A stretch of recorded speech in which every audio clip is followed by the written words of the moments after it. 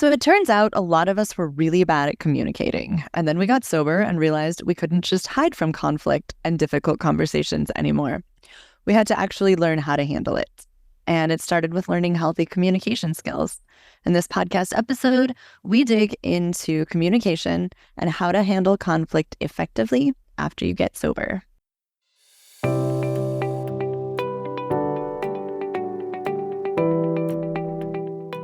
Welcome to Through the Glass Recovery Podcast, where we believe that connection is the opposite of addiction, vulnerability is the antidote to shame, and that recovery isn't just rewarding, but it's also a lot of fun. We're your hosts, Steve and Julie. Listen as we get together with friends to shed light on the hard things, talk about the other side of addiction, and how we create a life so full, there's no space left for alcohol. Before we jump into this episode, we want to shamelessly beg for ratings and reviews. Seriously though, if you do love our podcast and want to support what we're doing, leaving a rating and review on whatever podcast platform you are listening from is one of the very best ways that you can support us. All right. Hey, everybody. We are here with actually 4 extra guests today. So we're gonna have an extra person on hand. Things are just a little bit wonky. My schedule changed twice in the last 24 hours, so we're gonna roll with it. I'm going to introduce you to, or have these guys introduce themselves, I guess, to you. And I'm going to go ahead and start with Melissa because she has been here before. And I'm super happy to have you back. Hi, I'm excited to be here. Extra excited for this topic. And I have close to 2 years of sobriety at this point. Steve and I actually share a sober date, which is pretty cool. Yeah, glad to be here. Very cool. Thank you for being here. Thanks for being willing to show up last minute. When Steve was like, Melissa's gonna be here, I was like, oh, she's like perfect for this topic. She's gonna love this one. So really happy to have you here. And next I'm gonna go with Chris. Yeah, hi, Chris. I've been sober for a little over 7 years now. I live in Washington, D.C., and in my day job, I work for an outpatient addiction treatment provider in the DC area. I'm the administrator, so everything non-clinical, that all runs through me. And then basically because of that, because of seeing all the finance and insurance and all the obstacles that patients have actually accessing quality treatment, I started More Than 28, which is about trying to get longer stays and better insurance coverage for addiction treatment so that finance isn't such a barrier for people trying to get sober.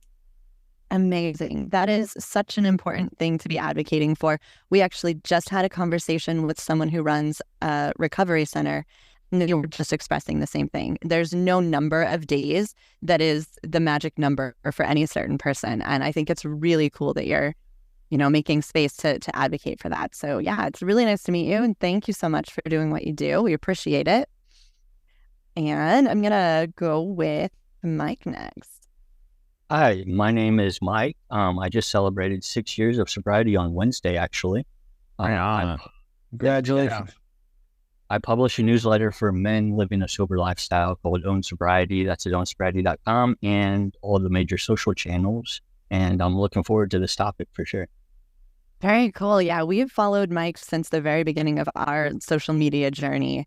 And so it's really exciting to meet you. And I love the newsletter that you put out. I know it's for men, but there's so much great stuff in there that I appreciate reading it too. So love what you do. And just so our listeners know, we're going to include links for all of these people in our show notes. So make sure you check those out. Make sure you can get in touch with them and follow along with what they're doing and benefit from all their different projects too. So really nice to meet you, Mike. And last but not least, we have Higgy. Hi, everybody. I'm Higgy. I live in central Indiana. I'm a program director for Detox and Residential Treatment Center. I'm also the CEO of No More Heroin 501c3 nonprofit. I have 407 days clean from relapse today. Amazing. Right on. Thanks for having me. What an amazing panel we have today. Yeah, I am so excited to have all of these voices together and sharing. Hey, Higgy, it's really nice to meet you, and we're really grateful that you're here too. So we're going to dive into our topic today. I don't know about you guys, but one of the things I realized after I'd been sober for a while was that I had no idea how to communicate. I mean, like not properly anyway. I didn't know how to express needs or feelings, how to have a hard conversation, or how to argue in a productive way. Learning how to communicate has been a really important piece of my recovery journey. And in talking with other people, it seems to be something that a lot of us found challenging. So how does learning to communicate play into your life and into your recovery? Feel free to share your stories from when it was bad or worse, and also how you've grown. Anybody's welcome to start, and we'll just dive into a conversation. Yeah, I'll jump in. I think this is a great topic. And I think, there's a reason that we use sort of terms like therapy and rehab, because I think they're very applicable when you look at sort of physical health too, right? When you think of rehab from an injury or a physical health perspective, what are you learning? You're learning how to redo things that you used to know how to do, and with therapy, there's, occupational therapy where you're trying to relearn how to do certain tasks like feeding yourself, or physical therapy where you're trying to rebuild muscle or increase mobility.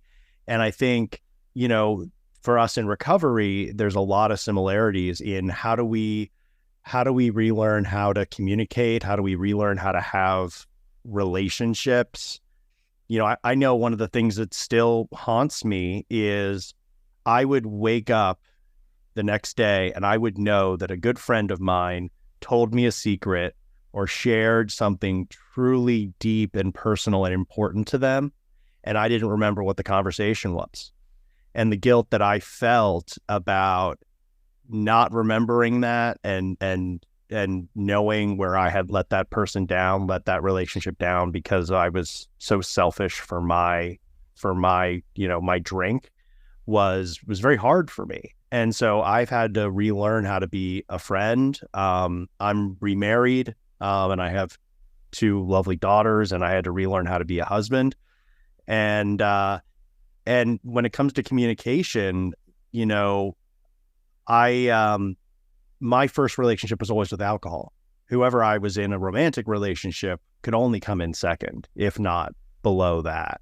And so how do I be a partner, and how do I argue in a way that doesn't trigger my own guilt and shame, right? If somebody's mad at me, I immediately think I've done something wrong, that I'm being caught doing something because I did a lot of wrong things and I got caught doing a lot of wrong things. So that's right where I go.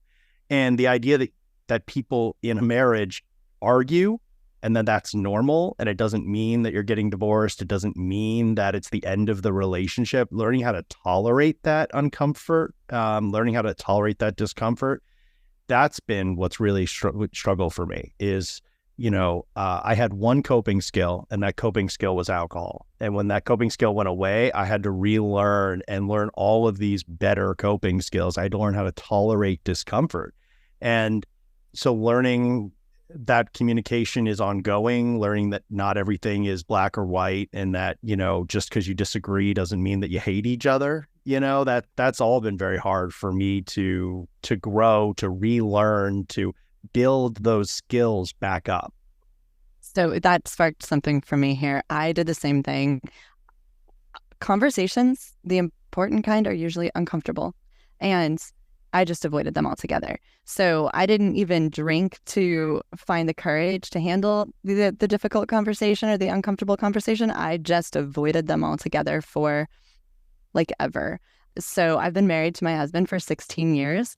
And for 15 of those years, we just never had any hard conversations. We just kept everything quiet, the both of us, because that's how we stayed comfortable, right?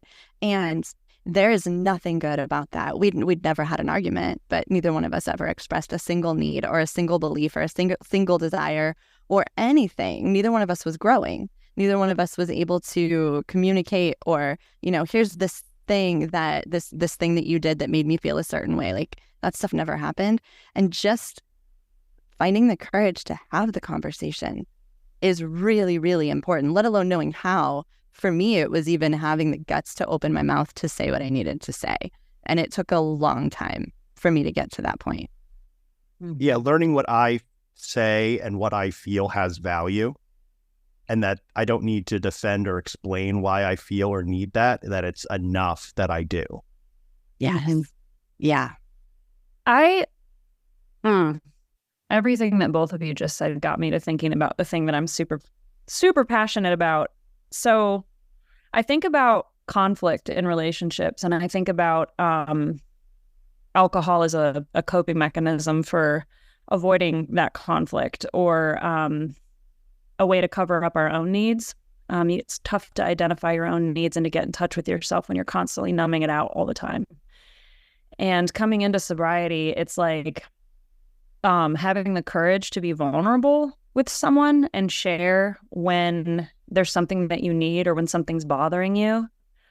I have learned in my sobriety that going through those conflicts and having those tiny ruptures in relationship and being able to say something to someone and come back from it because that person actually hears you, and you know that it's safe to be in conflict with someone because that's a natural part of a relationship, that's where growth happens. And I couldn't do that when I was drinking because I was so self-absorbed all the time, or I was numbing out my needs so much. And there's a lot of us hear a lot about like Brene Brown and the courage to be vulnerable, but there's a theory that existed before a lot of the stuff that she's come out with, and it's relational cultural theory. And a lot of that framework is rooted in relational competence. It's like building this relational competence through conflict and having the courage to have that conflict. And that's a skill, like dealing with conflict.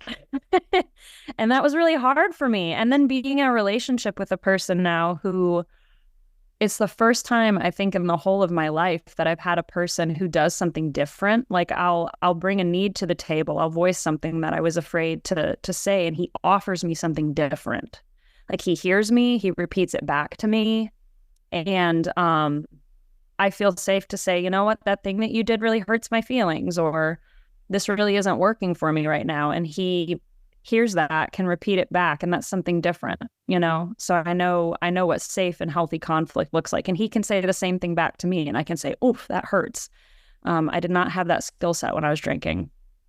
Absolutely. I was thinking about what causes and effects. I came to recovery late in life, and I had all of these learned behaviors from a very young age. I grew up in a very disruptive home, and chaotic mental, physical abuse, and I grew up with living in a state of fear all the time. And from there, I transitioned into a chameleon personality, where I adapted to what I thought other people would like, right? I could be this to someone, be another person to this other person to get what I needed, to get acceptance and whatnot. And I never had a true sense of myself. I never knew what I wanted. And I started abusing substances at a very young age. And like I said, I came to recovery late in life, and I suffered a lot of consequences, a lot of horrible relationships. And my learned behaviors was to either manipulate, lie, or use aggression to get what I wanted. I didn't know how to meet people where they were. I didn't know how to convey what I wanted in an honest manner. So one of the greatest gifts that recovery has given me, and working the 12 steps of recovery, is emotional regulation, and being able to control how I feel, convey honestly. Like the first step in recovery, the spiritual principle is honesty, being honest with myself, with about who I am, what I want and need, and be able to convey that to a partner or any relationship. It's such a big deal for us in recovery, and being able to use terminology without aggression, to be honest and forthright. It builds such a powerful relationship on whatever level we want to have. And I think, people say that the opposite of addiction is connection. And that's what I love about being in recovery, because it gives me a connection to a higher power. And if I'm connected to him, I'm connected to all of you, right? And we come from different walks of life. And but the substances we used and the reasons why are different, but how it made us feel about ourselves is all the same. So, I think learning how to control our emotions and convey our wants and needs properly give us the best opportunity for survival in recovery and having healthy relationships as well. I was always so afraid of the emotional transaction. So if I was to express what I wanted or what I needed, and that would get shut down, I wouldn't know what to do with it. Because I was kind of a bull in a china shop. I was like, this is what I need. And then I would just keep pushing, or I would either push my way right through it, or I would completely shut down. It was like one end of the spectrum or the other. And to learn how to be okay with that transaction not following through, there's conflict, right? And if that didn't follow through, then what do I do afterwards? Because there was never any afterwards. It was broken after that. Me, I didn't know how to follow up with it. And I don't think I put that energy in the right place as well. So like it was a two-way street. And so I avoided the conflict of it, or I just ran right through it. It was never, I just got really angry, or I would try and make someone feel guilty about not meeting that need, or when I expressed how I felt. And then so I just tried to basically numb it and do nothing. I was really good at like doing nothing about it, drinking to essentially avoid the whole thing. Instead of getting angry, just carry on and have another drink. But you talk about the courage I think it takes a lot of courage just to understand and sit in conflict, which that's hard, especially when I was always the fixer. I always felt like I had to fix the conflict instead of let it sit. Because letting it sit, then sometimes being quiet about it, okay, I've expressed my need. Maybe somebody else needs time to think about that situation. I know I need time to think about the situation, but I don't have the patience to allow that to happen. Sitting in all of that discomfort really sucks. Well, we jump in and we're people pleasers, right? We want to keep everybody comfortable and we want to be comfortable. Yeah. So anytime there's a conflict, we're just like, what do I do to fix this? What do I do to make everybody happy so I can be comfortable again? And then we just abandon ourselves and we give up everything that we need or whatever and accept less than what we should because we just want to be comfortable. I was so like good at least that's how I roll. Yeah, I was so good at minimizing my thoughts afterwards. I would say it and then I would turn right back around and be like, if I would fill the void of silence with whatever it was and then apologize for basically making the situation uncomfortable and then own the problem anyway. Ooh, yeah, you just said on my big point. Everything for me is internal. So growing up, I was really shy and introverted. So in my teenage years, I definitely discovered that alcohol made it a whole lot easier to socialize. So everything was still internal, but that social lubricant made it easier to at least connect with people and feel like I was, part of the conversation or part of the activity or part of whatever we were doing. But it also became a crutch, because I developed that habit in my teenage years, all the way up until I quit drinking at like 34 years old. I definitely used that as a crutch. And then once I got sober, I just didn't know how to communicate with people. So that's something I've definitely been working on and trying not to internalize my own feelings as much and learning how to, accept what the other person's saying, accept their feelings, and accept just how the communication should be and not how I want it to be. Absolutely. What about like not taking things so personally? That to me, like as y'all are saying this, like I'm thinking about like the level of self-awareness that lacks when we're using a substance of any kind, and how it's like becoming the witness. And that's something that in like my sober journey, I've had to teach myself how to become the witness and how to pay attention to moments when I'm like, oh my gosh, this is wildly uncomfortable and I really want to jump in and do something about this right now. Or, oh my gosh, I'm so aware of how I'm showing up in this social situation and everybody's probably thinking this about me, to be able to, I guess, zoom out a little bit and go, wow, those are some really interesting thoughts that are coming up right now. How true does that feel? Or maybe I should just let this conflict exist here instead of trying to meddle and do something about it.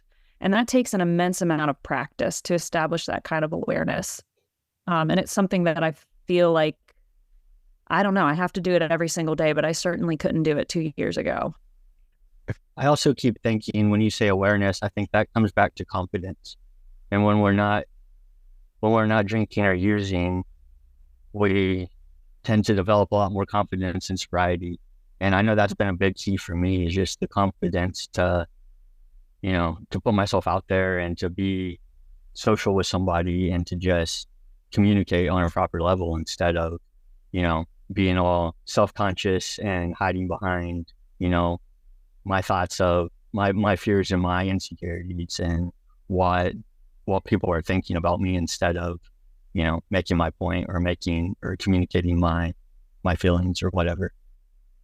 Absolutely. I think as we get further down the road in recovery, the way we perceive things and we understand who we are, and find our pathway and what our role in this world, in our own lifestyle, that we understand things a little more. I'm a lot like Steve. I want to be the fixer. I want to fix things. I want to smooth things out. I want that ego burst of being that guy, right? Well, in doing that repetitively over the years, I've exhausted myself. I've put myself in positions that I didn't need to be in. For starters, if I could just leave things the way they are and let things work out as they will, and be there as a support, and not giving advice. I'm good at giving advice. I'm more about giving suggestions and supporting people than helping and giving advice. There's a lot of situations I didn't need to be in, and I was anyway. So in going through recovery and my multiple relapses and coming back, I've learned more about myself. I've learned who I am, and what I expect from other people. I wanted to be popular. I wanted to be the go-to guy in different situations, and that's really exhausting. So I had to figure out who I am, what and what relationships are even worth putting the effort into. So that having that option, I guess, for lack of a better word, to excuse myself from relationships. Not in getting involved. There's different levels of relationships. There's intimate, there's work relationships, there's social relationships, there's all kinds. And just having the freedom of choice to pick and choose where I exert myself has been, such a powerful tool in my recovery. Well, Higgy, I mean, you said, let situations develop how they will. And Melissa, you're talking about like sitting with a feeling or sitting in, and those are all those are passive, not passive words, but they're words that require time, right? Like those are all things that, you've got to sit and time has to develop. And as addicts, I want it now. And if some is good, more must be better. Absolutely. So, for me, I mean, and I related a little bit to what Mike was saying, for me, it was, I had high achieving parents with very high expectations, and I internalized this sense that I was never good enough, that, and my self-esteem really suffered and still suffers. And for me, it's the thing I always crave more than anything else is validation. Right. Mm-hmm. And when I'm in a conversation that's uncomfortable, I want to be soothed. I want validation, and I want it now.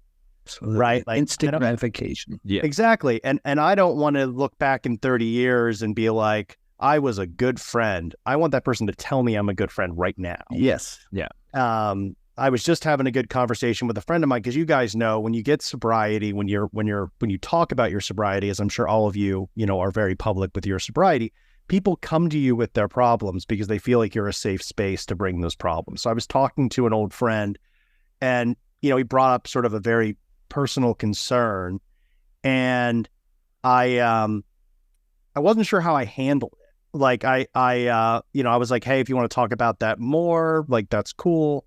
But I immediately, I hung up the phone and I texted him, because I'm like, if you really, if you need help, I'm here. I was worried that I didn't give him, and if I look at it critically, if I look at trying to make myself a better person, that text was less about creating a space for him to continue to share and more about me feeling like I needed to be validated for being a good friend. Yeah. Amen. Oh. And that's hard. I mean, that's hard with the with the social anxiety and with the feeling like you don't belong and feeling like you don't fit in, right? It's needing. I used to, I collect things, as I'm sure everybody kind of has a weird thing. And when I used to get drunk, I used to take people on mandatory show and tells around my house so I could show off the things that I had collected, and people had no interest in what I was trying to talk about. Right. It made me feel really good. So it's hard to play the long game, right? It's hard to let just good deeds be their own rewards in time. Yeah. I was just with everything that you each said, to tie it together, it makes me think about the importance of just knowing yourself and understanding. Yes. Chris, you just listed these ways that you recognize that you show up in relationship and communication. And in order to understand those things about yourself, you have to get to the root issue underneath what's showing up in that relationship. And that's all relationships are, is an opportunity to have a mirror that is showing something back to you. And in sobriety, we have the ability to start unpacking all of those reasons why we're showing up in the way that we are in relationships. And we didn't really have that clarity beforehand, so needing the validation and taking or sending that text message to your friend, that takes a tremendous amount of self-understanding and a lot of work on yourself to get to the root causes that are underneath that. And I just tie it back to being the witness again, I sent that text message. What was that about? Yeah, it's like checking your intention afterwards. Absolutely. Right? There's so many different ways we can communicate too, right? We're talking about some of the internal things, but even when we're talking right now, you have tone, you have eye contact, you have body language. There's so many different ways. And then you have text messages and emails that don't have tone, that's just inferred tone, right? Which is always kind of, it can be its own disaster. But two scenarios. I remember at work, at more than one meeting, but the plant manager would turn around and say, silence is acceptance. As in, this is your turn to speak. I'm asking you for your opinion. The floor is open. And if you don't say anything, he's assuming everything's all right. That's up to, I never had the courage to say anything because I always thought that my opinion was stupid or invalid. And I didn't want to, or my thought or my idea. So I never wanted to express that, especially in front of a group, for fear of that right there. I would start the conversation. If I finally found the courage, I would say instantly, to protect myself, okay, dumb idea. And then I would go ahead and say the idea. So then this way, if it was dumb, I was all right with it because I already told myself that it wasn't very good to start. And then if somebody else was like, no, that's a great idea, I was like, whew, I got away with one. So finding the courage to even say that. And then I'm going to bring up an example with dealing with my children. When they were younger, it was really hard to not ask them to put their tears away. Right? They're crying, they're hurt, or whatever it is, and I want to fix it. I want that to go away. And what am I communicating to them when I'm shoving a sucker in their face to try and make them smile, or give them their favorite food, or put on a movie or whatever it is, instead of let them move through it? I'm communicating to them that like I'm soothing myself in this instance, right? I'm not really helping them work through it. And I'm thinking of this right now because of communication, and I just came here from being with my kids. They're upstairs, and my oldest did a cartwheel in the bedroom and slammed her foot on the doorknob when she did the cartwheel, and she was hurt and she just cried, and like I can see the level of self-awareness as I'm moving through it now is, okay, I want her to turn it off. No, she doesn't need to turn it off. Like internal dialogue, right? No, she doesn't need to turn it off. I'm okay. She's going to be okay. I just need to be there. I don't need to tell her that it's going to be okay. I don't need to try and turn it off. I need to let her try and figure out. She's 8. I need to let her to try and figure out how she's going to deal with it and let her know I'm there to help. I've got a question. Does anyone else struggle with boundaries in their relationships? Because in the conversation we've had so far, something came to me. I found myself as a dumping ground for other people's problems, their feelings, and I'm an empath, and I feel a lot more deeply than some other people. I can sense the energies in the room, and I had to place boundaries in my life because those things weighed me down. Because earlier in my recovery, like I said, I wanted to be the fixer, and I just, my mind was so muddled with all these people's problems, and I had to put boundaries in place and communicate that to the people that I work with. I work in the helping industry, and everybody's got a problem. Everybody's in chaos. Their lives are just everything is urgent. It's got to be now. Got to be now. I've been living my life in chaos for so long, and I need it fixed now. So I had to figure out how to convey that to them without being disrespectful or condescending. And it took so much weight off of me, and I'm just so grateful, for the program of recovery and helping me get myself right so that I can be of service to other people. Yeah. That's like, I work in the helping industry as well, and I'm constantly having conversations with my clients about boundaries. And it's interesting working in the helping industry. People outside of it want to come to you with all their problems because they're like, I know what you do for a living. And Exactly. And I have gotten really adept at recognizing when I find myself dreading those interactions with people, or when I'm just depleted. And when I start to have that experience, I have learned that, like, I think the saying is that boundaries it's not a wall, it's a meeting place. And it's Prentice Hempel, I think, gave this quote about how it's like the distance with which I can love you and me fully at the same time. And when I find myself in these instances where I'm starting to get depleted, I ask myself, how can I communicate this to this person with compassion? And once I've communicated that, how they receive it is not my responsibility. Yeah, if absolutely. I'm really maxed right now. I feel like I need to take some time for myself. I'll come back to this later. And if you're finding yourself in an emergency and you need to talk to someone else, like, let's talk about some other people you can talk to. Mm-hmm. Redirection. That's the hardest part, though, right? The hardest part is to, like, not take on that emotional responsibility. Yes. Is saying no, and like you say, redirect it. But I can't be here for you right now, and that's hard enough to do because being the fixer, and then here, you can still and not feel guilty about it. Yeah, that's the hard part. That's also kind of teaching yourself that you don't have to know everything. You don't have to be in control and fix everything. That's right.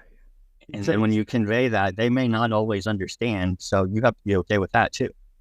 One of the other things one of the other sayings I like about boundaries is, and I don't know the saying exactly, but it's about, a boundary is me actually caring for the relationship. Yeah. Right. It's not there to damage the relationship. It's there to maintain it. This is me showing care, is setting a boundary. And a boundary, I've had this confused for the longest time until it took a while, because everything is practice, communication, figuring out the right words to say, how to be compassionate, all of that stuff. understanding that it's not a request. It's this is what I'm going to do when or if this happens, because for me, it was always a request, and I would get pissed off, and then I would start nattering, and then get angry, and then begin resenting. And it just goes down the path after I realize the boundary is a me thing. It's a me loving me, and it's a me, like you said, Melissa, loving the relationship, and it's to protect the relationship, to help it continue to work and operate. I think it's about loving the person enough to let them figure it out for themselves. Yeah. Well, it's never we can help too much. It's never the boundary, right? It's enforcing the boundary, right? It's like you can set the boundary because you're like, I'm pretty sure this is what I need. Like, we just can't talk about this issue. Like, I have a friend who's very much into AA, and he sponsors people, and that's his community.